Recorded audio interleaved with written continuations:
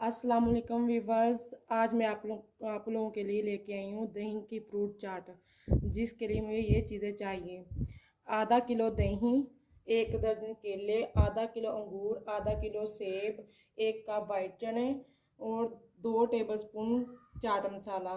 10 से 15 अदद मैंने बादाम लिए जो काट लिए हैं, 3 टेबलस्पून किशमिश और 4 टेबलस्पून पिसी हुई चीनी।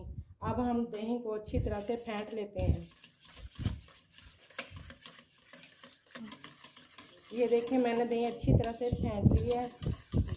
इसमें अब हम पिसी हुई चीनी शामिल करेंगे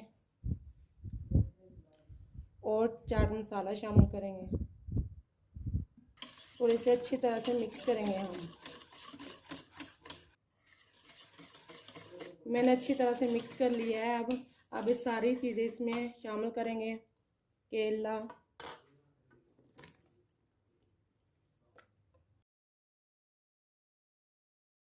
अंगूर, चने, सेब,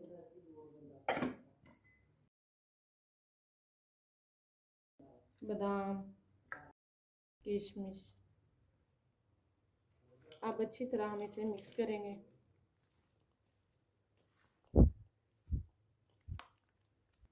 ये देखें, अब मैंने अच्छी तरह से मिक्स कर लिया है। अब हम डिश आउट करते हैं। अब मैंने डिश आउट कर दिया है। आप लोग कमेंट्स करना ना भूलिएगा, लाइक और शेयर ज़रूर कीजिएगा और मुझे बताइए कैसी बनी आप लोगों की ये फ्रूट चाट।